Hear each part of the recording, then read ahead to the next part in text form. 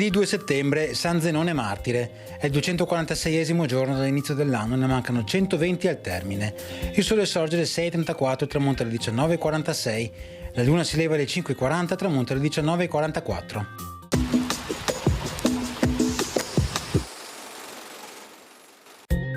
Proibito ai giustizieri di aumentare il prezzo di carni, olio e maiale senza il consenso del Doge e dei suoi consiglieri.